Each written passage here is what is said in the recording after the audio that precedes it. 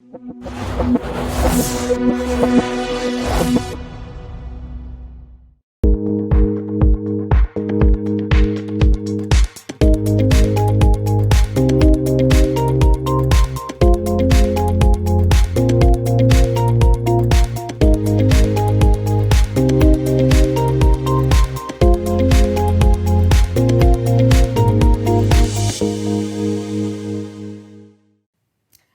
everyone, we're back with my next guest. We're here with Anamaris Price. Cousins Price, sorry. That's okay. I always like it. I'm like, okay. It's a lot of names. It's a lot of names. It's Secreto Popup, and chef and owner of Secreto Popup. Correct. And so tell us a little bit about yourself first, and then you can tell us about your business. Sure. So I am, as you said, the chef and owner of Secreto. I'm originally from Panama. I moved to the U.S. a little over 30 years ago. And I've always had a love for food and entertaining. My mom was what I call the Martha Stewart of Panama. And she was always throwing dinner parties, entertaining, cooking. And so I grew up in that environment, and I wanted to share that with people here in the Houston area. I had an opportunity to travel extensively through Latin America. And even though Houston is such a big food town, I noticed that they don't really have like the everyday dishes that people are having in those countries. And I wanted to be able to expose them to more of that. So I started hosting these private dinners originally at my home, and then sometimes when people requested them, I would go to their homes and just kind of share my love of that food, my knowledge of that culture, and just have a good old time. Awesome. So tell me a little bit how you got started with your business and got into doing. So I've been doing the pop-ups for about 8 years. I took a trip home with my husband, and we went to this little restaurant in one of the islands, and it was a chef dinner, and I had never done one of those before. And essentially, you just made the reservation, let them know if you had any allergies, and then you just showed up and they fed you whatever. And so what I liked about it was that it was very intimate. They only had like 8 tables. And the chefs came out, talked to you about what they were serving, and it was all really, really interesting, fresh local food. And that just kind of triggered a thought for me to do something similar. I like the intimacy of it as opposed to being in a big restaurant. I like the attention to the detail, and then really taking the time to walk people through ingredients that they may not be familiar with, the way that that country or that area maybe uses a specific product, and why is part of their diet. So I started, my first pop-up was probably 8 years ago now, and I invited friends, because friends will tell you the truth, but they'll be kind too. And I just asked them if they would be willing to pay for something like that. And they were blown away. So then I started it. And people were kind of weirded out because I was just kind of putting it on the internet. Whoever signed up came in. And this was usually people that I didn't know. But over the course of those years, I've gotten to make some great friendships, met some great people. And ultimately, people who love food are good people. Absolutely. And I think, we're a foodie city. Like, Yeah. Houston is definitely a foodie city. So everyone's always trying to look for the next experience, the better experience. I know I personally, my husband and I, we love tasting menus and things like that. We're going to Vegas in a few weeks, and we're just like, okay, what's the newest tasting menu or secret little place that we can go to get this ultimate experience? So we're always trying to look for things like that. So it's really cool that you provide that for people. And kind of tell me a little bit why you called it Secreto Popup. Sure. There's 2 reasons for that. So Secreto, of course, in English means secret. And because this was something that I started doing in my home, it was kind of underground, so just invitation only, essentially.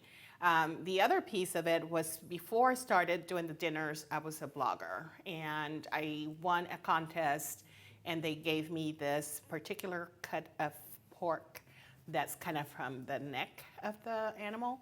And the cut is called the secreto because the butchers usually keep it because it's such a small piece, but it's a very coveted piece of meat. And so I thought, oh, that's a cool play. It's a secret, but then it's very special. And I like, you were talking about experiences. And ultimately, that's what I try to offer. It's not just, here's the food. It's really about a dining experience. I like to set up the environment, have everything really nice. Every dish is plated. These are usually 5 to 6 course meals. I will talk to you about the different ingredients and the process to prepare each dish and why I selected it for that. I may specifically just hone on one country of Latin America, or it may be a combination of different countries. But I always try to share some of the experiences that I had when maybe I had that dish in that country, or why, through my research, I decided to serve that. Okay, that's awesome. I love all that stuff. So, did you get formally trained, to become a chef, or? At the skirts of my mother and my grandmother and my aunts, probably, is what I would say, and the Food Network. Awesome. So I've been cooking since I was about 7. And by the time I was 9, I was making like a full meal for the family. It was kind of my assignment each week. And of course, when my mom had any event that she was hosting, I was her right hand. Eventually, she moved away from cooking and got into cake decorating. And so I took over all the cooking. So I kept up, learning. And she was a very inventive cook. She had a passion for all cuisines. And so that's kind of the same thing that I do. So one of the things I like to do is learn about dishes from other cultures. It could be Chinese, it could be Italian, it could be whatever. And figure out a way that I can make it with Latin flavors or Latin ingredients. And I've come up with some really cool dishes doing that. Awesome. So do you just focus on Latin cuisine? Is that all you? I can cook pretty much everything is what I usually tell people. But my preference really is to focus on Latin flavors just because I'm very comfortable with that. I know exactly what I'm going to give you. It doesn't mean that I, don't make lasagna or don't make, having grown up in a country that's. Are you okay? Excuse me, I'm sorry. I got a really dry throat all of a sudden. I know. My allergies have been acting up today too.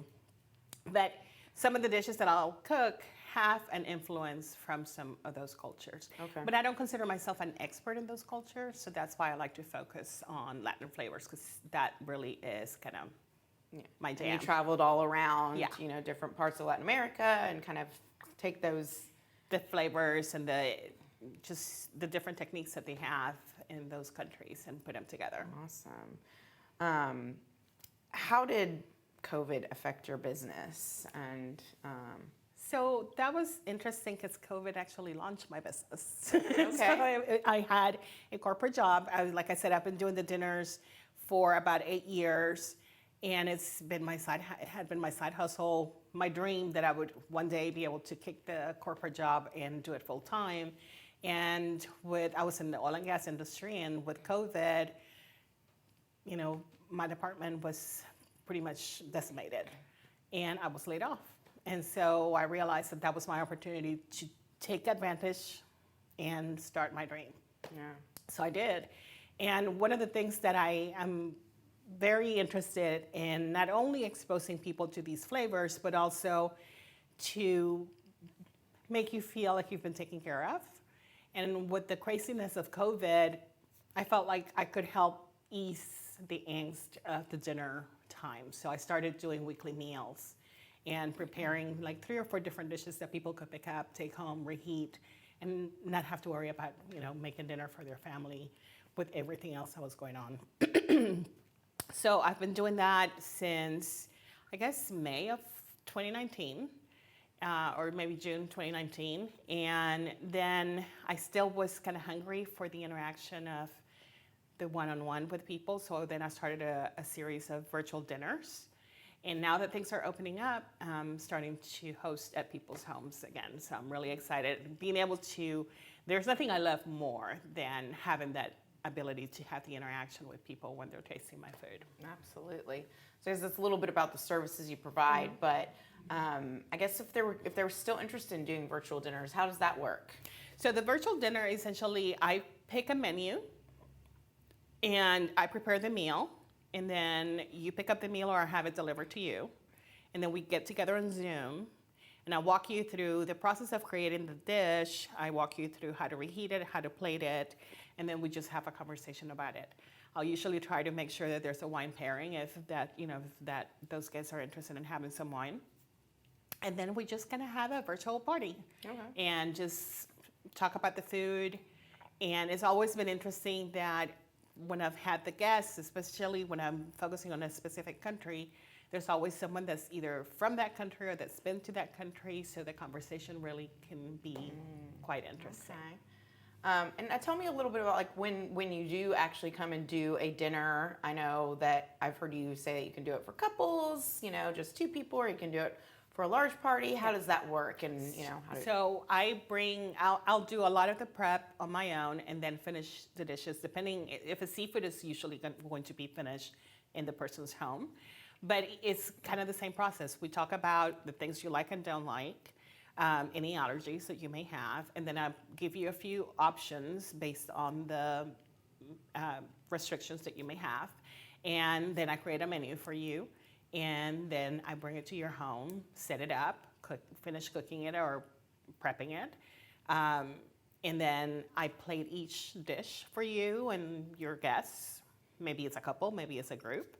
And do the same thing. I talk to you about the dish, the different ingredients, and then I do all the cleanup, and you don't have to worry about a thing. That sounds awesome. Just come to your house, do all the cooking, clean up all the mess. That's awesome. And then all you have to do is sit down and enjoy your guests. Awesome. That sounds great.